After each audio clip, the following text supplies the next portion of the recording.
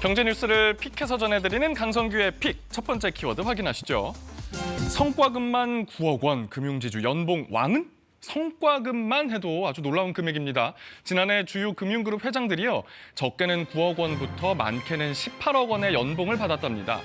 오늘 주요 금융지주와 은행이 공시한 연차 보고서에 따르면요, 지난해 윤종규 KB금융그룹 회장은 성과급 9억 3천만 원을 포함해 총 18억 3천만 원의 보수를 받았습니다. 이번 달 임기가 끝나는 조용병 신한금융그룹 회장은 지난해 9억 원의 급여를 받았는데요. 라인펀드 사태와 관련해 금융당국으로부터 징계를 받으면서 내규에 따라 유보된 성과급을 아직 받지 못하고 있다고 하네요. 함영주 하나금융그룹 회장은 지난해 15억 3천만 원의 보수를 받았는데요.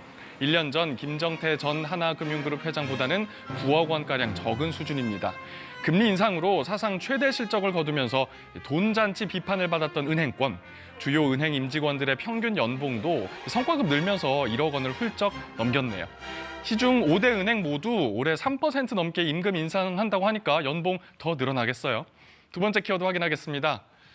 한국 여성 관리자의 비중이 OECD 최하위 수준이라고 합니다. 오늘이 세계 여성의 날입니다. 그런데 우리나라의 여성 관리자 비중 여전히 최하위 수준입니다. 여성 관리자의 비중은 기업 임원과 정부 고위공무원, 국회의원 등 관리직 취업자 가운데 여성이 차지하는 비중을 말하는데요. 보시는 것처럼 OECD 36개국 중 1위는 라트비아입니다. 여성 관리자가 절반 가까이 되네요. 우리나라는 16%로 35위였고요. 꼴찌는 일본이었습니다. 우리나라는 OECD 평균인 34%의 절반에도 못 미치는데요. 점점 수치가 상승하고 있다고는 해도 여성 관리자가 늘었다기보다 코로나19 사태로 남성 관리자가 줄어든 영향이 있고요. 근본적으로 출산과 육아에 따른 이 경력 단절 문제에 대한 개선이 절실한 상황입니다. 세 번째 키워드 확인할게요. 복권 판매 사상 첫 6조 원을 돌파했다고 합니다. 특히 저소득층에서 지출이 급증했네요. 최근에 2등 당첨자가 103명이나 나왔다는 한 복권 판매점이 화제가 되기도 했죠. 일확천금을 꿈꾸며 구입하는 복권, 저소득층일수록 많이 샀다고 합니다. 통계청 자료를 보면요, 지난해 소득 하위 20% 가구가 복권을 사는 데 쓴 돈이 1년 전보다 27% 이상 늘었습니다. 전체 분위 중에 가장 큰 증가폭입니다. 반면 상위 20%는 7% 늘었는데요. 물가 상승률을 반영한 실질 지출로 보면 그 차이가 더 벌어집니다.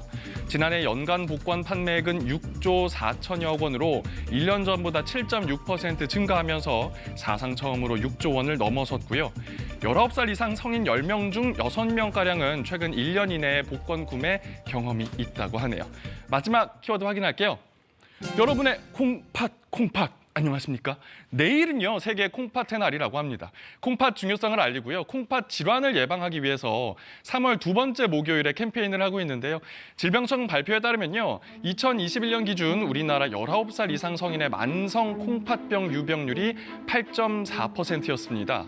이 만성 콩팥병, 3개월 이상 지속되는 신장 손상이 있거나 신장 기능이 감소하는 상태인데요.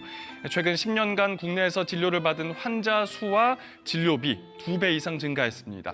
1인당 진료비로 계산하면 연간 849만 원 수준입니다. 연령대가 높을수록 유병률이 높아지는데 70살 이상이 26%에 이른다고 합니다. 그렇다고 젊다고 안심하시면 안 됩니다. 보시는 것처럼 전 연령대에 고르게 있어서요, 평소에 음식을 좀 싱겁게 먹고 매일 30분 이상 운동을 하는 등의 예방과 관리가 필요하다고 하네요. 지금까지 강성규의 픽이었습니다.